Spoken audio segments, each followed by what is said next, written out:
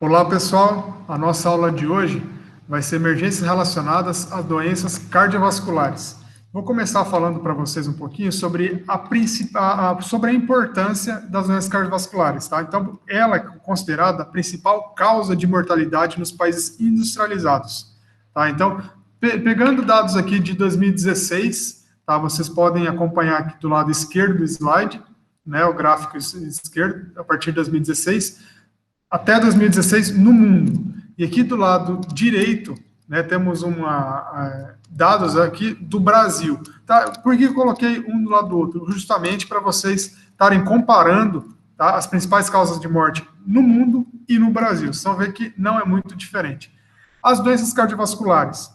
A principal causa de morte no mundo, tá, atingindo aí uma média acima dos 30%, 32,3% para ser mais exato. Né? E no Brasil, as doenças do aparelho circulatório.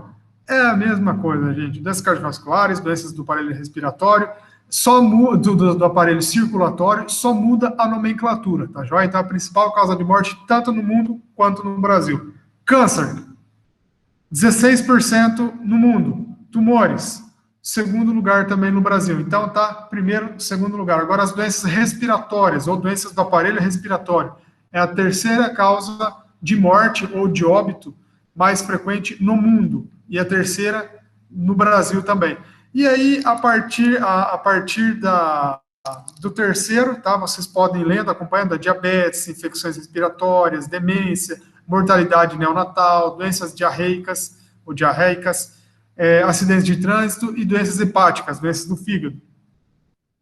No Brasil, causas externas de mortalidade, doenças endócrinas, nutricionais, metabólicas, sintomas, sinais e achados anormais, exames clínicos de laboratório, enfim, o que eu quero falar com esse gráfico, com esses dados? Que a principal causa de morte no mundo e no Brasil é doenças do aparelho circulatório, ou as doenças cardiovasculares, que estaremos falando na aula de hoje.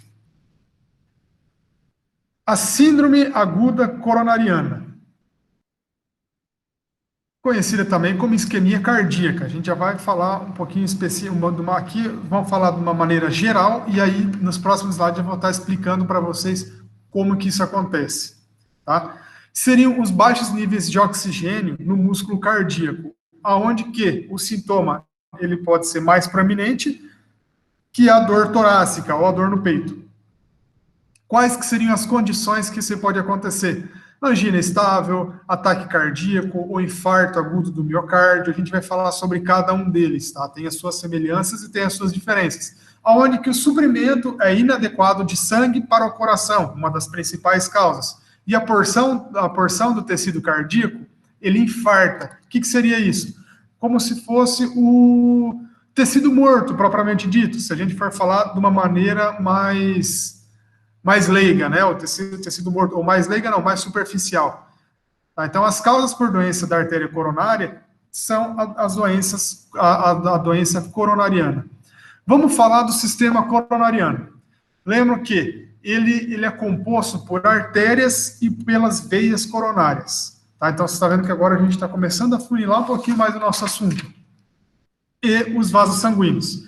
Tá, os vasos sanguíneos ele é para suprir a intimidade do miocárdio. O miocárdio é o músculo do coração, tá? De oxigênio e nutrientes e remover o CO2 e detritos. Agora vamos lá, a composição. Vamos falar da artéria e da veia, da artéria e das veias coronárias. Tá? Vamos pegar a veia coronária. Vocês podem ver aqui na figura, vamos falar que as veias, elas levam ao coração o sangue vindo do corpo. Tá? Então, a veia leva o sangue para o coração. E a artéria, ela leva o sangue do coração para todo o corpo. Então, essa seria a diferença. Tá? Então, a artéria, né, leva do coração para todo o corpo. E agora, falando das paredes. A parede das veias, elas são mais finas do que das artérias, tá? E a parede da artéria, elas são mais espessas e mais dilatáveis. Também aqui a gente pode estar analisando a questão de que, lembram quando comentamos em aula, quando algum corte pode estar pode ocorrer um sangramento maior, em algum caso, está na artéria. Então, aqui vocês estão vendo a real diferença, o que pode estar acontecendo com esse tipo da veia, com o sangue arterial ou com o sangue venoso, tá? Lembram que o sangue arterial, ele jorra mais, ele é mais forte. Na doença arterial coronariana, ela causa o estreitamento da abertura da artéria coronária, tá? Então, vamos lá. Pega lá o miocárdio, o tecido cardíaco ou o coração, tá? Então, esse seria o músculo do coração saudável, tá? Vejam bem. Essa gravura aqui. Agora você vai ver o músculo cardíaco morto. Você pode ver aqui já ficou um pouquinho mais roxeado, né? Quando a gente vai fazer uma análise da figura, da gravura. Essa daqui é a artéria coronária, tá vendo essa linha que está passando pelo coração, pelo tecido cardíaco, tá? Essa é a artéria coronária. Agora vamos pegar um feixe aqui da artéria coronária, vamos ampliar essa imagem, tá? Aqui está a artéria coronária, essa daqui é uma placa de colesterol, vocês podem ver que se formou, né, aqui na artéria, uma placa de colesterol. Da onde que surge essa placa de colesterol? Alimentação, sedentarismo, tem vários fatores que podem estar influenciando isso daqui, que a gente vai falar especificamente sobre eles logo, logo. Formando essa placa de colesterol, ela começa a bloquear o fluxo sanguíneo, tá? O que acontece? Causa estreitamento da abertura da artéria. Então, vocês podem ver que aqui a passagem do sangue já é menor, aonde fica mais difícil, fica uma restrição do fluxo sanguíneo, que chega ao coração, tá? Então, seria mais ou menos isso aqui. E o que isso aí pode causar? Estenose da artéria, isquemia, músculo cardíaco não recebe sangue suficiente e, consequentemente, pode estar causando a dor no peito do paciente ou da vítima. Vamos lá. Os fatores de risco cardíaco. Vejam bem. Inatividade física, sedentarismo, estilo de vida sedentário, tá? Então, vocês, vamos pegar aqui o nosso Senhor, vamos nomeá-lo de Bartolomeu, tá? Vejam como é que está a aparência dele, né? Analisam bem essa gravura, fumando, tá? Talvez aqui ele está com uma circunferência abdominal maior do que o normal, né? Então, ela já está acima do normal. Então, a obesidade também é fator de risco cardíaco, tabagismo, altos níveis séricos de colesterol e de triglicéridos, tá? Então, isso aí pode estar formando a placa também.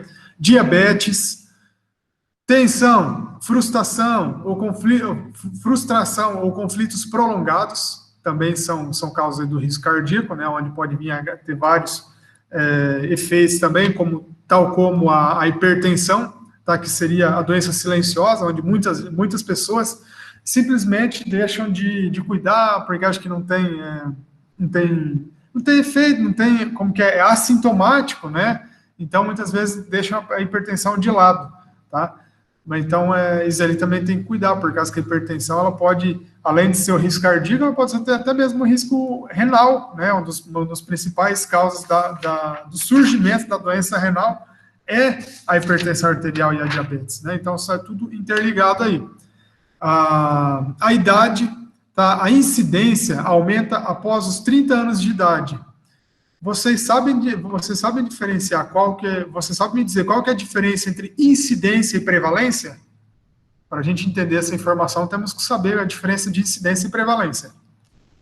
O que seria a incidência? Ou o que seria a prevalência? Vocês sabem me dizer?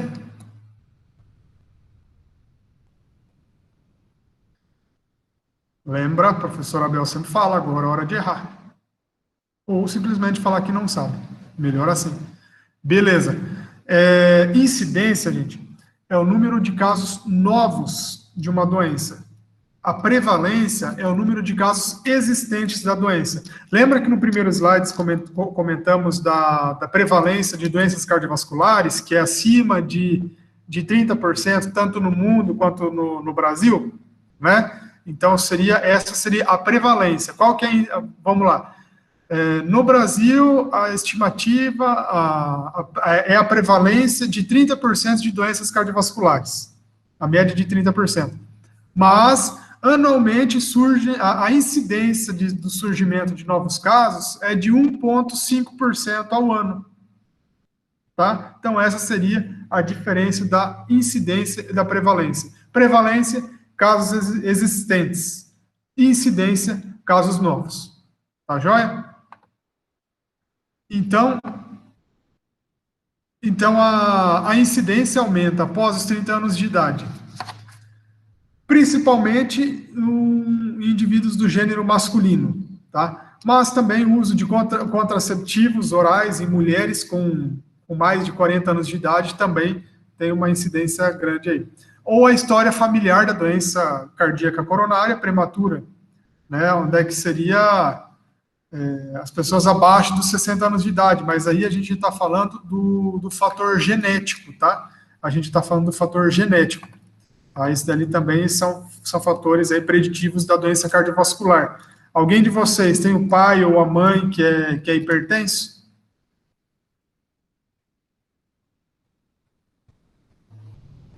Cuidado redobrado, tá, gente? Cuidado dobrado. Beleza? Então, vocês têm que ter cuidado com isso aí também, tá? Por causa que, muitas vezes, esse tipo de doença, eles são, das doenças cardiovasculares são genéticos.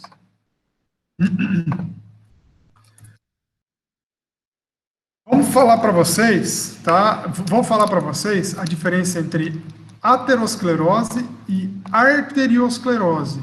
Gravam bem essa diferença, porque isso aí é assunto de atividade remota, tá joia? Aterosclerose.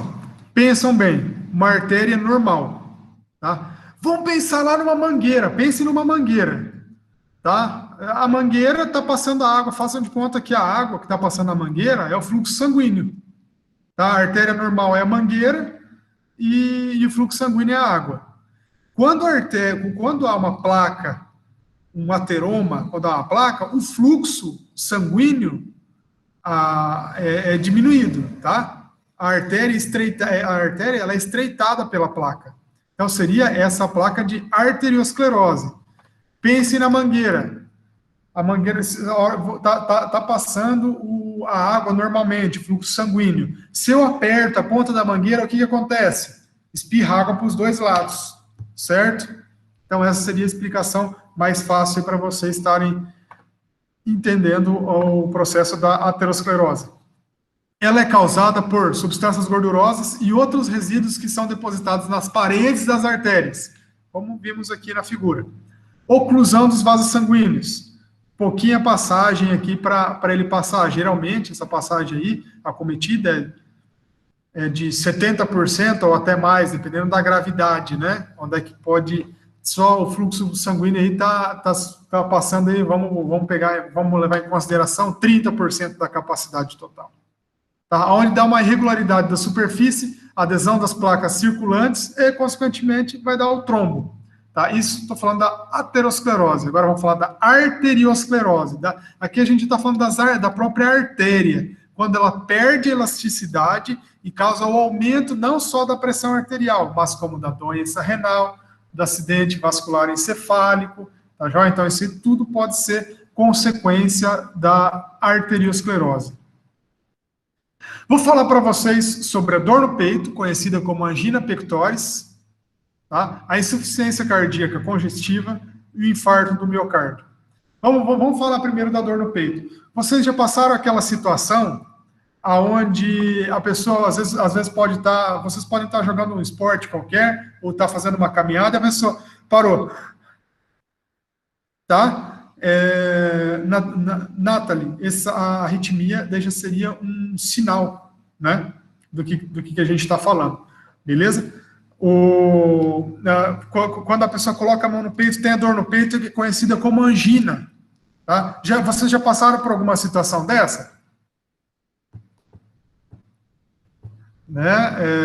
Por exemplo, ali, é isso que a gente vai falar, tá? Do que pode estar acontecendo com o paciente ou com a vítima, tá? Ou com o sujeito que vai estar acontecendo. Aonde que pode surgir esse dor no peito? Em situações de estresse emocional ou esforço físico, tá? Aqui no caso a gente está falando do esforço físico, não propriamente dito da pancada, tá? A gente está falando do esforço físico. Por exemplo, você fez um esforço extenuante, aonde a atividade que você está praticando foi intensa, você correu muito para lá, para cá, e aí essa dor ela ela surgiu praticamente do nada, vamos dizer assim, do seu esforço, tá? Não de uma pancada em si. E essa é uma condição onde que o coração ele trabalha mais. Consequentemente, ele vai exigir maior fluxo sanguíneo. Tá? Agora, em contrapartida, a aterosclerose, a demanda é insuficiente do fluxo sanguíneo. Tá? Então, onde o miocárdio, nosso tecido do coração, né, o tecido muscular do coração, chamado miocárdio, ele é privado de oxigênio. E, consequentemente, quando há privação de oxigênio para o coração, angina pectoris ou dor no peito. Tá joia? Então, esse seria o processo, a situação de dor no peito. Vamos lá. Vamos chamar de angina só. Tá? Mas o mais bonito, na hora que vocês escreverem na atividade remota, eu quero que vocês escrevam angina pectoris. Beleza? A angina, a demanda do coração por oxigênio, ela é temporariamente maior que o volume recebido. Tá? Então, vocês podem ver. A demanda do coração por oxigênio é temporariamente maior que o volume recebido. O que eu quero dizer com isso? O volume recebido está sendo pouco, só que ele está precisando mais oxigênio, está precisando mais oxigenação. Aonde que o suprimento está ficando limitado de sangue rico em oxigênio, consequentemente dá obstrução de maior ou igual a 70% do diâmetro do vaso. Tá? Então, a dor no peito acontece quando a artéria, né, o vaso, ele é praticamente maior ou igual de 70% dele tá obstruído, tá? Então não surge do nada, né? Não surge do nada, porque houve a obstrução. Essa angina, ela pode ser considerada estável ou instável. Aqui eu vou falar um pouquinho para vocês quando ela ocorre, qual é a condição mais frequente, a sobrecarga, se é reversível ou não, e a dor. Tá? E aqui, né, nessa coluna, vemos a angina estável, e nessa coluna, vemos a angina pectoris instável. Vocês vão ver a diferença. Quando uma ocorre e quando a outra ocorre. A estável ocorre quando a vítima sobrecarrega o coração, aumentando, assim, a demanda por oxigênio. Já a instável, ela é quando é um espasmo de uma artéria coronária doente, limitando o suprimento de sangue para o tecido cardíaco distal. Qual que é a condição mais frequente? Gravam isso aqui que vocês não vai ter erro, vocês vão saber qual que é a diferença entre estável e instável. Na estável, é mais quando tem climas frios, tá? É mais propício aí para estar acontecendo a dor no peito, exercício físico extenuante, de alta intensidade, e refeições volumosas. Já viram aquelas pessoas que se escondem atrás do prato? Né? Refeições volumosas também são causas aí da angina, tá? Então, vocês podem ver as condições mais frequentes: climas frios, exercício físico e refeições volumosas, tá? Então, nessas três condições aí, se vocês já passaram por alguma situação, aproveitem, pensam nela, localizem o tempo que ela ocorreu, né? Se a pessoa estava fazendo algum esforço físico ou se ela estava comendo, simplesmente comendo. E agora a angina instável é quando ela ocorre em qualquer momento. Pode ser no repouso, pode ser no sono, tá? Em qualquer momento, porque assim, às vezes vocês também já passaram por uma situação que uma pessoa estava dormindo e começou a ter a dor no peito. E acordou achando que ia se sufocar, né? Desesperada, vamos dizer assim. A sobrecarga. Para a angina estável, o coração necessita de volume maior de sangue que as artérias podem fornecer. Essa informação é redundante, né? Praticamente eu já falei isso aí para vocês também. Vamos falar da reversibilidade. A angina estável, ela é reversível e não causa danos permanentes ao coração. E a dor da angina estável, ela é aliviada com repouso, 2 a 5 minutos. Por exemplo, vamos lá, uma pessoa fazendo exercício físico, ou simplesmente por causa de um clima bem frio, começou a dor no peitoral. O que somos orientados a estar fazendo para a pessoa? Pegar, sentá-la num lugar mais confortável, onde ela se sinta confortável, tá analisando aí os sinais vitais dela, tá? Depois a gente vai falar especificamente sobre isso. Só que a dor, ela alivia com repouso, 2 a 5 minutos. Agora, na angina instável, essa é perigosa. Não que a estável não seja, mas essa é a mais perigosa, tá? Onde que as maiores complicações e riscos para condições mais letais e distúrbios do ritmo cardíaco, né? Onde ele pode acelerar, pode diminuir, e ela não é aliviada pelo repouso, tá? Ela pode ser aliviada aí pode ser mais de 20 minutos aí, ou até mesmo mais do que vocês imaginam, tá? Então, por essa principal diferença entre angina estável e instável. Vamos falar a diferença, vamos falar um pouquinho dos sinais e sintomas da angina. Agora eu quero ver com vocês. Antes de eu falar sinais e sintomas, eu quero saber uma coisa de vocês. Qual que é a diferença entre sinais e sintomas? Por causa que se vocês não souberem, eu não vou nem falar. Sinais e sintomas, vamos lá. É jogo rápido, sem Google. Tem que me responder agora. Sinais. O que são sinais?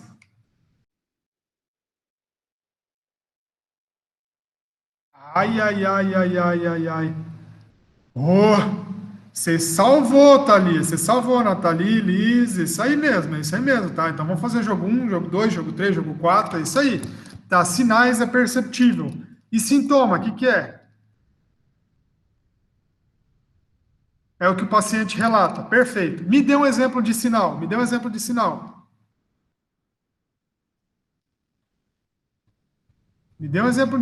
Qualquer exemplo. Sangramento, beleza. Agora me dê um exemplo de sintoma. Professor? O exemplo de sintoma? Dor. É isso aí. Você não consegue ver quando a pessoa está com dor de cabeça, quando ela está com tontura, geralmente ela relata, tá? Agora vamos lá. Outro exemplo, um sintoma. Dor de cabeça, a pessoa relatou. E um sinal, perdeu o equilíbrio, tá? Então seria mais ou menos isso aí. Vamos lá, vamos continuar. Sinais, dor torácica, retroesternal ou precordial, dispneia, transpiração excessiva. A dor ela pode irradiar-se para membros superiores, ombros, mandíbula, estômago. Eu vou falar sobre cada um deles já para vocês. Tá? Sintomas: tontura, palpitações, náusea, vômitos, peso, pressão, sufocamento, pele fria, pálida e úmida. Entretanto, existem graus de angina, tá? Conforme a gravidade da obstrução. Vamos pensar lá, a angina, como é a obstrução mais de 70%. A gravidade da obstrução, às vezes, pode estar obstruindo a artéria em 90%, às vezes 80%, às vezes 70%. Então, vai depender da gravidade da obstrução. Os sintomas, eles podem variar. Tá? Os sinais, eles são parecidos, mas os sintomas, eles podem variar. Tá, joia? Como eu vou proceder quando a pessoa tiver dor no peito? Antes de mais nada, eu vou tentar confortar e acalmar o paciente, tá? Naquela posição confortável dele, tá? Onde é que ela se sentir mais à vontade. Pode ser sentada, tá? Pode ser deitada, onde é que ela se sentir mais confortável aí, tá bom?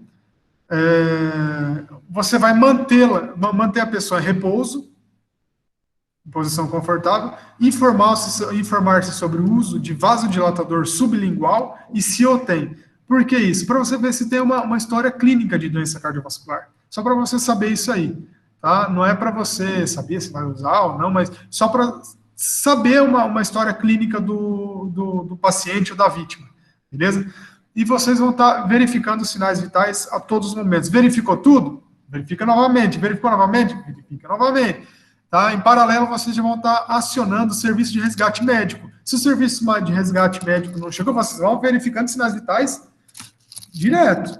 Tá? Terminou uma vez, foi a outra, e assim por diante. Beleza, gente?